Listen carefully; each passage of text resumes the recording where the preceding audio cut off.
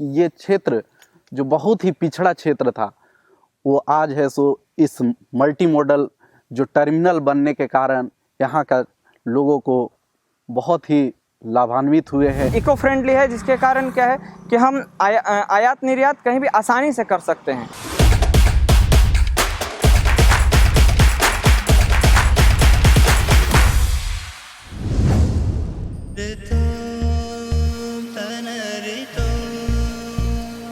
घने forest reserve और संपदा में संपन्न होने की वजह से झारखंड उद्योग स्थापित करने के लिए एक अच्छी जगह है। संसाधनों के सही इस्तेमाल से इस राज्य के परिदृश्य को बदलना एक कठिन कार्य नहीं था। समय समय पर केंद्र की मोदी सरकार द्वारा ऐसे कई प्रयास किए गए हैं जिससे कि वर्ष 2000 में बने इस राज्य का आज कायाकल्प संभव हो सका है। केंद्र सरकार पिछले कई वर्षों से झारखंड के हालात सुधारने में जुटी है। नतीजा अब राज्य में सकारात्मक परिवर्तन नजर आने लगा है। विकास के इस स्तर को बनाए रखने के लिए आर्थिक गतिविधियों को बढ़ावा देने की आवश्यकता है। कनेक्टिविटी में सुधार और माल के आवाजाही के लिए झारखंड के साहिबगंज क्षेत्र में गंगा नदी पर केंद्र सरकार द्वारा एक मल्टी मॉडल टर्मिनल का निर्माण किया गया है, जो जल मार्ग, सड़क और रेल तीनों ट्रांसपोर्टेशन सिस्टम को सपोर्ट करता है। ये मल्टी मॉडल टर्मिनल जल मार्ग विकास परियोजना के अंतर्गत बनाए गए हैं, जिससे 1500 से 2000 टन के वजन वाले बड़े जहाज आसानी से वाराणसी, साहिबगंज और हल्दिया वाले रूट पर आ जा सकें।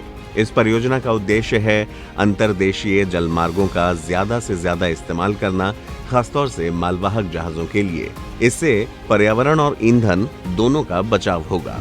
ध्यान देने वाली बात यह है कि जब 2019 में इस परियोजना का उद्घाटन हुआ, तब केंद्र में भी बीजेपी की सरकार थी और राज्य में भी। विकास के इन्हीं प्रयासों से झारखंड राज्य प्रगति के नए पथ पर अग्रसर है। जलमार्ग से होने वाला ट्रांसपोर्टेशन सड़क और रेल मार्ग से कई गुना सस्ता पड़ता है और पर्यावरण को भी कम से कम नुकसान होता है। साहिबगंज के इस मल्टी मॉडल टर्मिनल ने झारखंड और बिहार के उद्योगों का वैश्विक विस्तार किया है। साथ ही जलमार्ग के माध्यम से भारत और नेपाल के बीच कार्गो कनेक्टिविटी स्थापित की है। अब इस मल्टी मॉडल टर्मिनल की मदद से कोयले को आसानी से थर्मल पावर प्लांटों तक पहुंचाया जा रहा है। कोयले के अलावा पत्थर के टुकड़े, उर्वरक, सीमेंट और चीनी जैसे उत्पादों को भी इस मल्टी मॉडल टर्मिनल के जरिए ट्रांसपोर्ट किया जा रहा है। अभी इस टर्मिनल की सालाना क्षमता है 30 लाख टन, जो आने वाले समय में बढ़कर 55 लाख टन तक पहुंच सकती है। टर्मिनल की सीमा से लगे 335 एकड़ जमीन पर एक फ्रेट विलेज बनाने का भी प्रस्ताव है, जिससे यहाँ के स्थानीय लोगों के सामाजिक और आर्थिक स्थिति में भी सुधार आएगा। पहली बात तो चालू हो जाने से ये भी यहाँ के युवा लड़का जो है आज बाहर में जाके काम कर रहे हैं, उनको बेहतर भविष्य मिलेगा। गाड़ी घोड़ा यहाँ चलेगा, आवागमन हुआ, होटल, दुकान, ये सब ज़्यादातर खुलेगा। लोकल आदमी को ज़्यादा से ज़्यादा फायदा होगा। गंगा नदी में बने 3 मल्टी मॉडल टर्मिनल में से साहिबगंज दूसरा टर्मिनल है, जो 290 करोड़ रुपए की लागत से 2 वर्षों के रिकॉर्ड टाइम में बनकर तैयार हुआ है। वाराणसी, साहिबगंज, हल्दिया, इन तीनों मल्टी मॉडल टर्मिनलों के निर्माण के लिए फेयरवे विकसित किए गए हैं।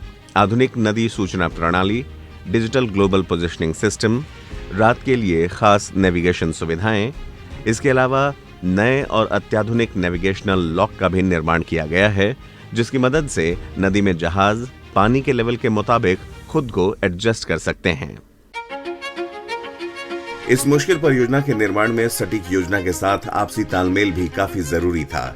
इस प्रोजेक्ट को सफल बनाने के लिए नरेंद्र मोदी के नेतृत्व वाली केंद्र सरकार ने जी तोड़ प्रयास किए हैं। इसके अलावा कार्बन फुटप्रिंट को कम कर हमारे पर्यावरण को साफ बनाए रखने में भी ये परियोजना सहायक है।